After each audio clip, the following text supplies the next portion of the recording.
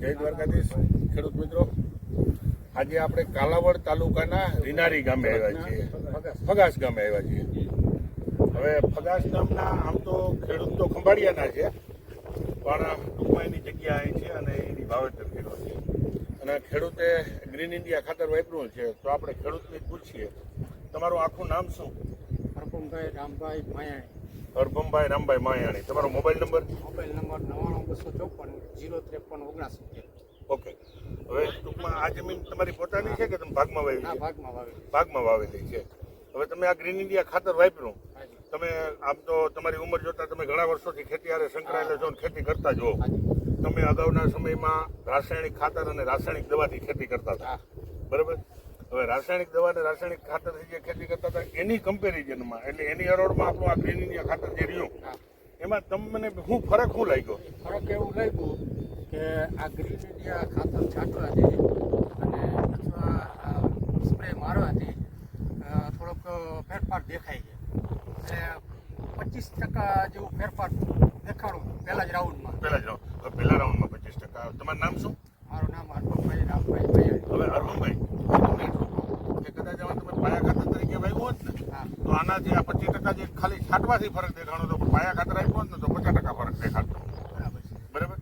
એટલે મિત્રો, આ આપણે હરભમભાઈ છે, હરભમભાઈની આ મગફળી છે. હવે એ મગફળીમાં ખાલી ત્યાં આપ્યું ને નથી આપ્યું, હરભમભાઈ તમે બતાવો તો કે આવ્યું છે આપ્યું ને આવ્યું છે નથી આપ્યું. આ સુધી આપેલું, આ સુધી આપેલું છે. હા, આ બાજુની એરે સુધી આપેલું છે, આમાં નથી આપેલું. એમાં નથી આપ્યું. હવે મિત્રો, ખાલી ઉપરથી છંટકાવ કર્યો છે એનો ખાલી ફરક જોઈ લ્યો તમે. આ ખાલી ખાતર જ છાંટવેલું છે, હજી સ્પ્રે આમાં આવ્યો નથી. એમાં સ્પ્રે નથી આપ્યો. આ સ્પ્રે આવ્યો નથી. આ સુધી તમે ખાતર સાહેબ છે, બીજી બાજુ ખાતર આવેલું છે. હવે ખાલી બે આયરું ને ભાઈ કમ્પેરિઝન કરાવો. મિત્રો, 25 થી 30% ખાલી વીઘે 10 કિલો ખાતર આપ્યું એનો આ ફરક છે. અને હરભમભાઈ, બીજું આપણે આમાં 10 કિલો ખાતર, 50 લીટર પાણી અને ગોળ એ નાખી અને દ્રાવણ બનાવવાનો, એનો સ્પ્રે તમે ઓલા ખેતરમાં કર્યો છે, આમાં કરવાનો બાકી. આમાં બાકી એ તમે સ્પ્રે ઉપરથી તમને હું ફાયદો દેખાડો? સ્પ્રે ઉપરથી એવું દેખાડું કે મોટો ફરક પડી ગયો. આપણે જેમ જીવાતમાં સ્પ્રે ઓલું કરીએ ને, હા, ત્યારે આમ જીવાત ઉડે ખરી. બરાબર. બરાબર. અને એ જીવાત છે ને બહાર નીકળી જાય.